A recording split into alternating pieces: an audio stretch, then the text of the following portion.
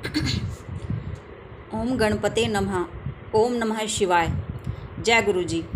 गौतम प्रभाव। प्राचीन काल में महर्षि गौतम ने दक्षिण में ब्रह्म पर्वत पर 10,000 वर्षों तक सिद्धि हेतु तप किया था। उसी समय महान अकाल पड़ रहा था। 100 वर्ष तक वर्षा न होने से जल का भी मिलना कठिन हो गया था। महर्षि गौतम ने वरुण देव की आराधना की। 6 मास के बाद वरुण देव ने प्रकट होकर ऋषि से वरदान मांगने को कहा। वरुण देव की वाणी सुनकर गौतम ऋषि बोले, हे वरुण देव, इस समय चराचर प्राणी और वनस्पति जगत वर्षा न होने के कारण बहुत व्याकुल हैं। मैं उन्हें सुखी देखने के लिए वर्षा का होना चाहता हूँ। यह सुनकर वरुण देव बोले, मैं स्वतंत्र नहीं हूँ, इसके लिए भगवान भोलेनाथ की स्वीकृति चाहिए, क्योंकि हम सब भगवान भोलेनाथ के अधीन हैं। आप इसे छोड़कर कोई दूसरा वर मांग सकते हैं। यह सुनकर महर्षि गौतम बोले, हे वरुण देव, मुझे इसके अतिरिक्त अन्य किसी वरदान की आवश्यकता नहीं है। यदि आप संतुष्ट हैं तो जल प्रदान कीजिए, इससे अधिक पुण्य का कोई और कार्य नहीं हो सकता। वरुण देव बोले, यदि आप जल ही चाहते हैं तो आप एक गड्ढा खोदिए, मैं उसे जल से भर दूंगा, जो कभी खाली नहीं होगा। इससे उस विश्व में आपका नाम होगा। गौतम ऋषि ने तुरंत एक हाथ लंबा चौड़ा गड्ढा खोदा। वरुण देव ने उस गड्ढे में तुरंत जल से भर दिया। वरुण देव ने गौतम ऋषि से कहा, इस स्थान पर हवन, दान, देव पूजन, तपस्या, पितृश्राद्ध आदि करने से सब सफल होंगे। इतना कहकर वरुण देव अंतर्ध्यान हो गए। गड्ढे के उसी जल से अन्न पैदा किया जाने लगा। इससे सभी जीव जंतु संतुष्ट और परम प्रसन्न हुए। वह स्थान गौतम ऋषि की कृपा से रिद्धि सिद्धिदायक हो गया। महर्षि गौतम को गो हत्या का दोष। एक दिन की बात है कि गौतम ऋषि के शिष्य उनकी आज्ञा से गड्ढे से जल लेने को गए। उसी समय अन्य ऋषियों की पत्नियां भी वहां पर जल भरने के लिए आई। स्त्रियों ने ऋषि गौतम के शिष्यों से कहा, पहले हमें जल भर लेने दो, तुम हमारे बाद में जल भर लेना। इसके साथ ही उन्हें कुछ फटकार भी लगा दी। इस पर गौतम ऋषि के शिष्य बिना जल भरे ही आश्रम को लौट गए। ऋषि पत्नी अहिल्या जी उन्हें समझा बुझाकर स्वयं जल भरने आई।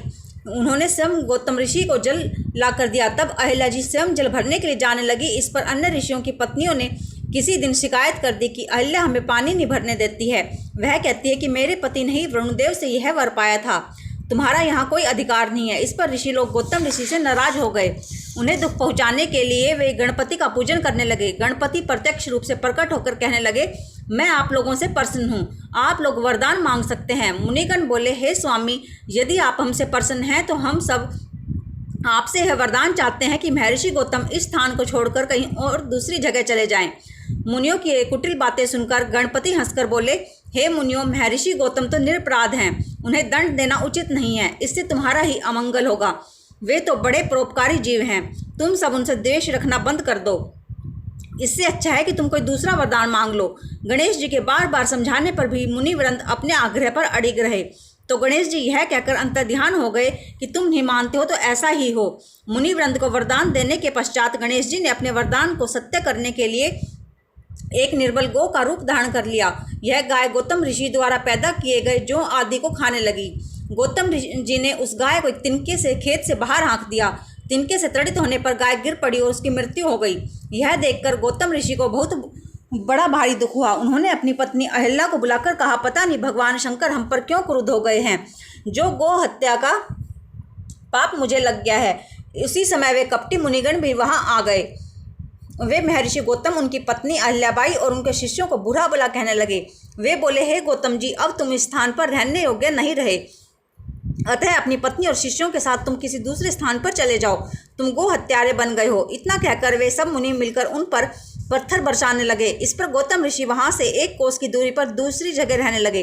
15 दिन के बाद गौतम ऋषि ने उन ऋषियों के पास आकर प्रायश्चित का उपाय पूछा। ऋषियों ने बताया, आप अपने पाप को सब जगह प्रसिद्ध कीजिए और पृथ्वी की 3 परिक्रमा लगाइए।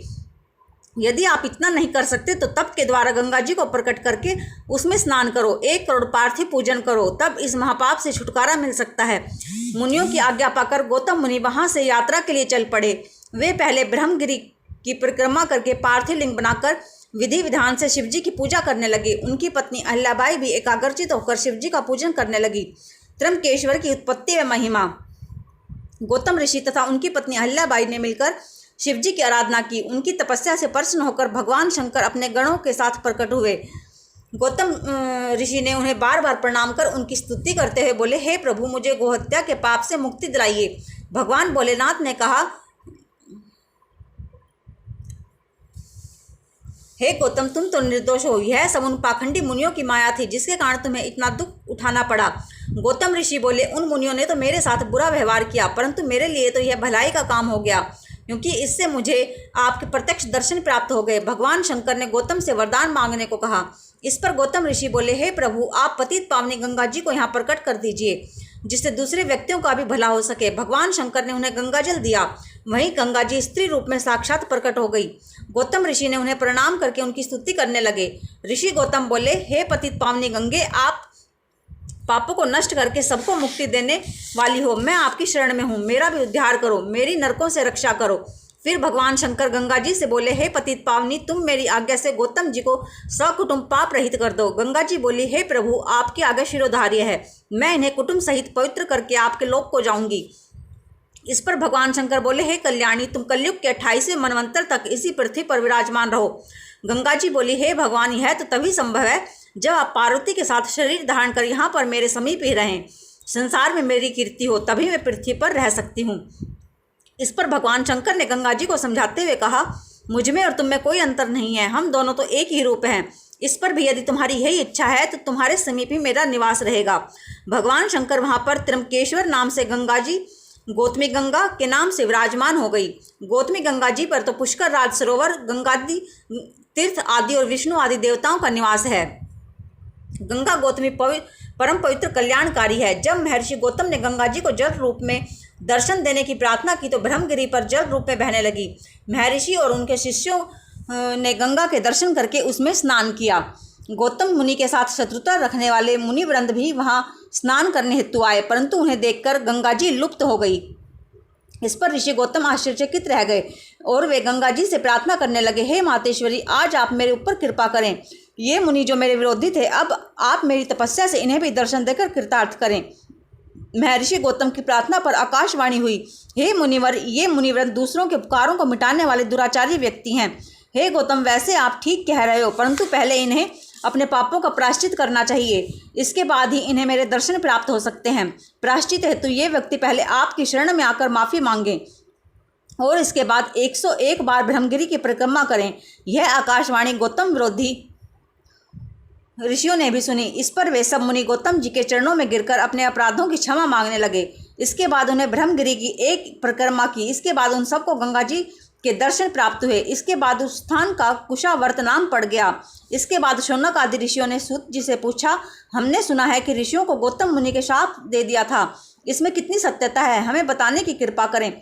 सूत जी ने बताया, हे मुनियों, जब बनावटी गाय की हत्या हो गई तो उनके विरोधी मुनियों ने प्रसिद्धि कर दी कि गौतम मुनि ने गौ की हत्या कर दी है। शिव भक्त गौतम जी ने कहा, यह तो बनावटी गौ है। वे क्रोध में भरकर शाप देने लगे, हे नीच वृत्ति के ब्राह्मणों, तुम्हें मैं श्राप देता हूँ कि तुम लोग भगवान शिव का पूजन नहीं कर सकोगे एवं शिव जी के पर्वों से विमुख रहोगे। इस प्रकार गौतम जी के श्राप से वे सभी मुनि लोग शिव जी से विमुख होकर कांची नगरी में निवास करने लगे था। गौतम मुनि शिव आराधना में लग गए।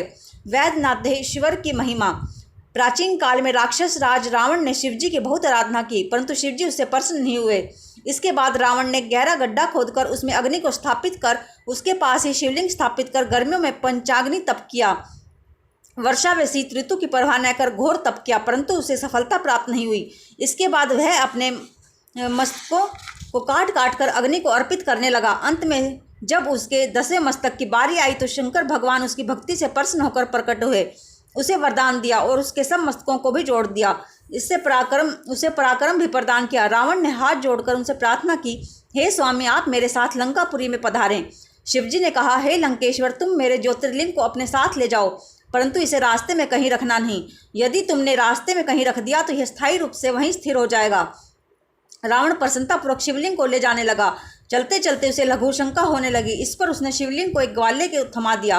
ग्वाला ने कुछ देर तक तो उसे गोद में लिए रहा, परंतु अधिक भारी होने के कारण वह उसे संभाल न सका। अंत में ग्वाले ने उसे पृथ्वी पर रख दिया। इसके बाद वह ज्योतिर्लिंग वहीं पर स्थिर हो गया। तब रावण शिव स्तुति करके लंका को चला गया। भगवान शिवजी से वरदान प्राप्त करके रावण सभी लोगों पर विजय प्राप्त करने की इच्छा करने लगा। इस पर देवताओं ने नारद जी को रावण के पास भेजा। रावण को नारद जी ने समझाया कि तुम शिवजी की बातों पर विश्वास मत करो, उनकी कोई भी बात सत्य नहीं होती। यदि तुम्हें मेरा विश्वास नहीं होता तो सबसे पहले वरदान का उन पर ही प्रयोग करके देखो। रावण की बुद्धि में नारद जी की यह बात बैठ गई। उसने अपनी शक्ति को आजमाने के लिए अपनी 20 भुजाओं से कैलाश को उठा लिया। भगवान शंकर ने कैलाश को हिलता देखकर पार्वती से पूछा, देवी यह कैलाश क्यों हिल रहा है? इस पर पार्वती जी ने व्यंग बाण कसा, आपके शिष्य गुरु की अच्छी सेवा करते हैं, आपका भक्त रावण ही अपने बलशाली होने का आपको फल दिखा रहा है। इस पर भगवान भोले शंकर ने रावण से कहा, अरे नीच, इतना अभिमान करना ठीक नहीं है। मेरा अपमान करने वाले तेरी इन भुजाओं को काटने वाला कोई और बलवान पुरुष जन्म लेने वाला है। शंकर भगवान के इस श्राप को सुनकर रावण दुखी होने के स्थान पर प्रसन्न हुआ। उसने अपने पराक्रम से देवताओं, दानवों, गंधर्व, यक्ष आदि सभी पर विजय प्राप्त कर उन्हें अपने वश में कर लिया। नागेश्वर की उत्पत्ति तथा महिमा। प्राचीन काल में दारुक नाम का एक दानव हुआ। उसकी पत्नी का नाम दारुका था। दोनों दुर्गा जी के द्वारा दिए गए सुंदर वन में रहा करते थे। वह वन पश्चिमी समुद्र पर स्थित था। वहां के निवासी इन दोनों के उपद्रवों से बहुत दुखी हो गए थे। वे सभी मिलकर औरव ऋषि के पास गए और उनसे अपना दुख बताया। औरव ऋषि बोले, आप लोग घबराओ नहीं। जब दानव जीवों की हिंसा और यज्ञ में बाधा डालने लगते हैं तो उनकी मृत्यु निश्चित हो जाती है। ऋषि उनके कल्याण के लिए तपस्या करने लगे। देवताओं को जब पता लगा कि औरव ऋषि ने राक्षसों को श्राप दिया है तो सभी युद्ध करने के लिए आ गए। देव दानवों में भयंकर युद्ध होने लगा। दारुक की पत्नी दारुका ने अपने पूर्वकालीन वरदान के प्रभाव से इस नगर को उठाकर समुद्र में स्थापित कर दिया। दैत्य लोग सुखपूर्वक वहां निवास करने लगे। एक दिन दारुका समुद्र से निकलकर पृथ्वी पर आ गई।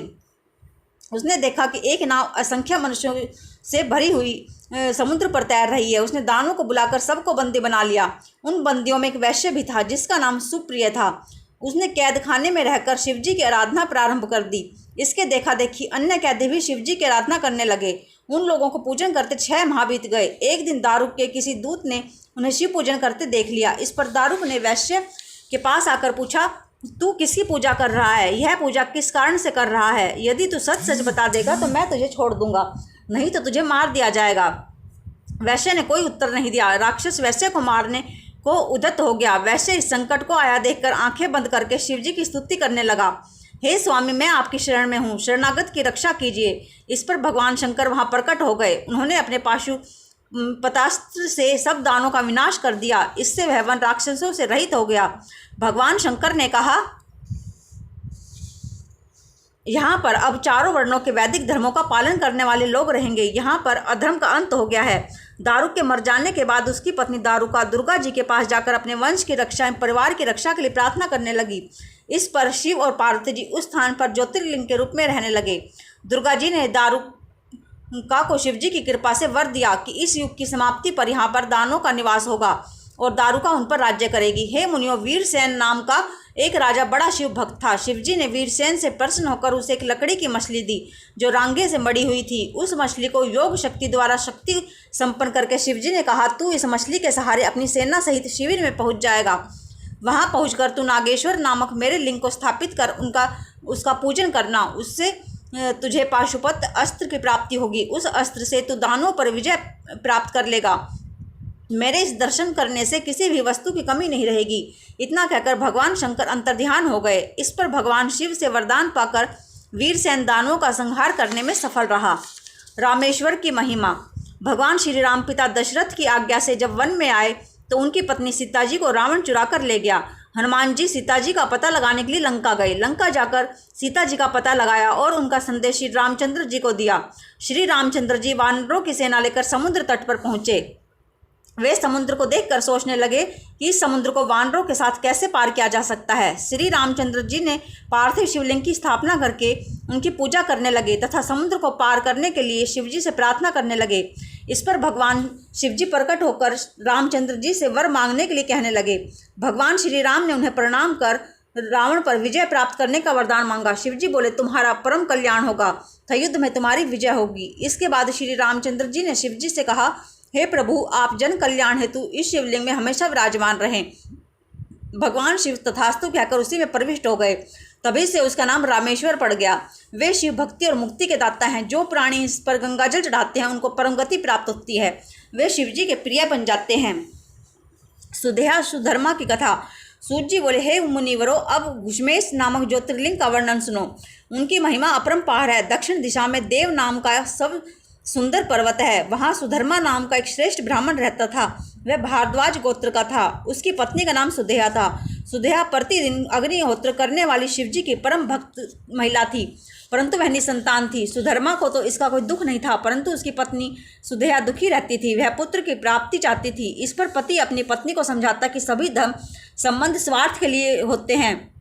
माता पिता पुत्र आदि सभी को हमने देख लिया है। कभी कभी पत्नी के ज़्यादा दुखी होने पर वह उसे फटकार लगाकर चुप करा देता था। वह हमेशा शिवजी की भक्ति में ही लगा रहता था।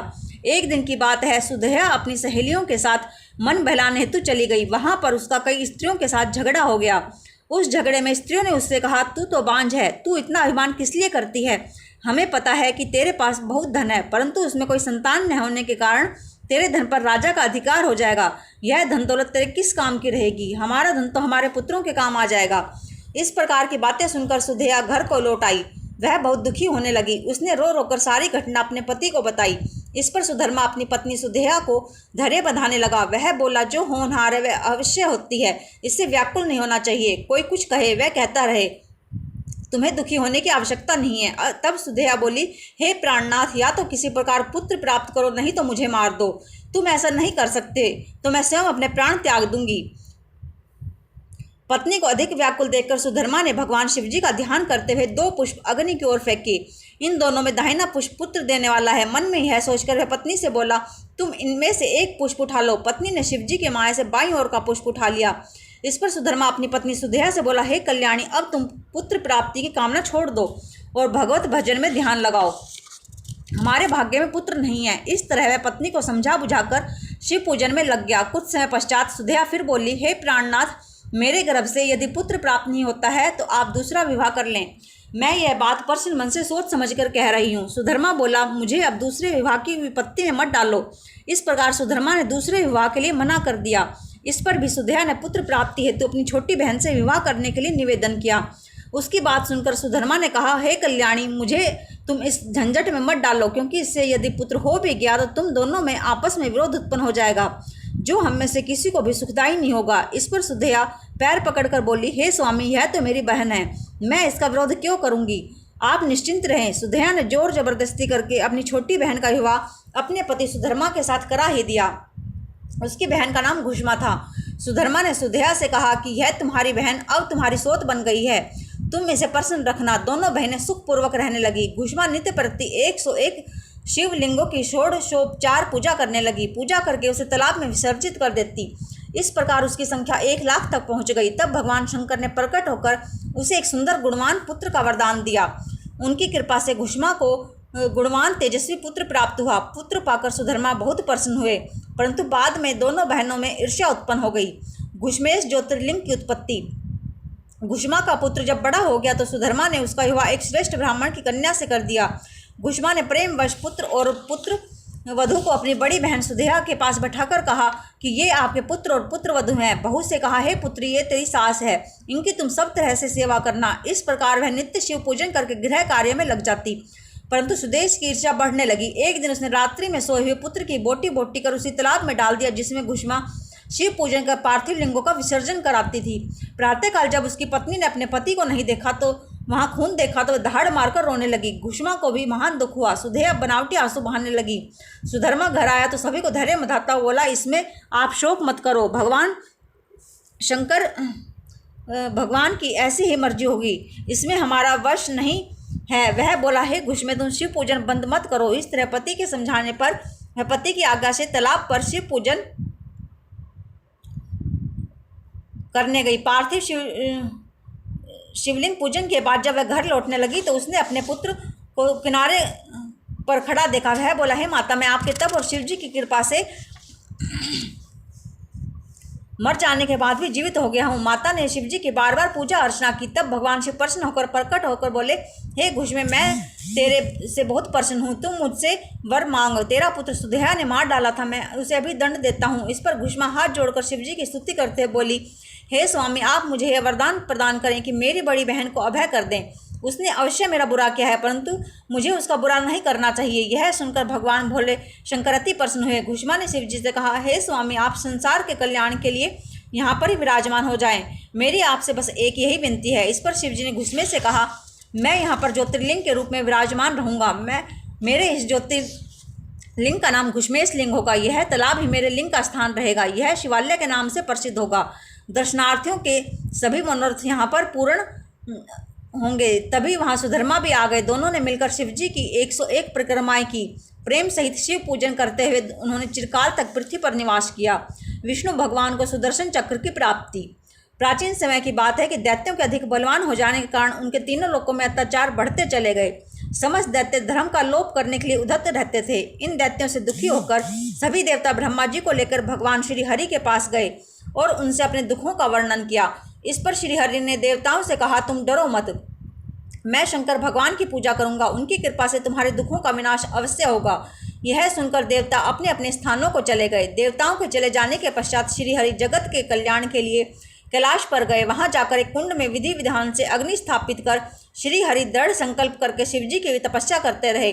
उन्हें तपस्या करते बहुत समय व्यतीत हो गया, परंतु शिवजी प्रसन्न नहीं हुए। इस पर श्री हरि ने शिव सहस्त्र नाम का पाठ आरंभ किया। वे पार्थिव लिंग की विधि विधान से पूजा करने लगे।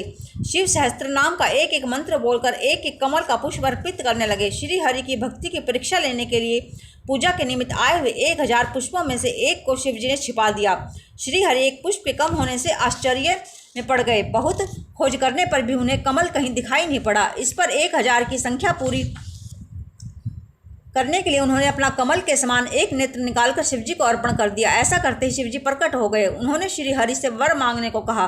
भगवान श्री हरि ने दैत्यों के कारण देवताओं के पीड़ित होने की बात बताई। श्री हरि बोले, इन दुष्ट दानों को वध करने के लिए मेरे पास कोई अस्त्र शस्त्र नहीं है, इसी कारण से यहाँ आपके पास कैलाश पर आया था। यह सुनकर भगवान शंकर ने श्री हरि को एक दिव्य चमकता हुआ चक्र प्रदान किया। इस चक्र को ही सुदर्शन चक्र कहते हैं। इसी सुदर्शन चक्र की सहायता से श्री हरि ने दैत्यों का वध करके संसार में शांति स्थापित की। शिव सहस्त्र नाम का फल। श्री हरि द्वारा कहा गया सहस्त्र नाम स्तोत्र का फल महान है। इसी के पाठ से था पूजन से खुश होकर भगवान शंकर ने श्री हरि को सुदर्शन चक्र भेंट किया था। तभी भगवान शंकर ने श्री हरि को बताया था कि सभी प्रकार के भय से मुक्ति के लिए जो व्यक्ति मेरे इन 1000 नामों से पूजन था पाठ करेगा, उसके सभी मनोरथ पूर्ण होंगे। यह सुदर्शन चक्र भी तुम्हें भय मुक्त करेगा, इसे धारण करो। जो व्यक्ति प्रातःकाल उठकर मेरा पूजन करके खड़े होकर मेरे इन 1000 नामों का पाठ करेगा, उसे सभी सिद्धियां प्राप्त होंगी। हे श्री हरि, मैं तुमसे बहुत खुश हूँ, तुम मेरे से कोई वर मांगो। श्री हरि बोले, इस दास पर आपकी कृपा बनी रहे, मैं आपकी भक्ति में सदा सरोबार रहूं, मुझे बस यही वरदान प्रदान कीजिए। शिव भक्तों की कथा। ब्रह्मा जी बोले, हे नारद, भगवान शिव का पूजन लक्ष्मी जी के साथ श्री हरि और मैंने प्रारंभ किया था। इससे हमारी सभी मनोकामनाएं पूर्ण हुई थी। भगवान शंकर का पूजन भार्गव, गौतम, दधीची, विश्वामित्र, दुर्वासा, व्यास, पराशर, वैशंपायन, बृहस्पति, याज्ञवल्क्य, जैमिनी, उपमन्यु, गर्गाचार्य आदि सभी ऋषियों ने भी किया था। मैं सभी भगवान शंकर के परम भक्त हैं। इसी प्रकार शुक्र, शौनकादिक ऋषि भी शिवजी की आराधना में संलग्न रहते हैं। अदिति ने वधु के साथ श्रद्धा भक्ति के साथ शंकर के पार्थिव लिंग का पूजन किया। इंद्रादिक लोकपाल, वसु आदिक देव, सिद्ध, गंधर्व, किन्नर, अन्य देवता शंकर भगवान की आराधना में लगे रहते हैं। शेष, वासुकी, तक्षक, गरुड़ आदि पक्षीगण भी शिव जी की पूजा करते हैं। सूर्य, चंद्रमा, मनु, स्वयंभू, राजा प्रियव्रत, उतानपाद, ध्रुव, ऋषभ, भरत, राजा दिलीप, रघु, अजु, गुरु वशिष्ठ, दशरथ आदि राजा अपनी रानियों के साथ शिव पूजा में लगे रहते थे। ये सभी शिव भक्त थे। इन सब पर भगवान शंकर की अपार कृपा थी। श्री राम तो शिव जी के परम भक्त थे। वे रुद्राक्ष की मालाएं भस्म धारण किए रहते थे। वे शंकर के पार्थिव लिंग की पूजा करते थे। ओम नमः शिवाय। जय गुरु जी।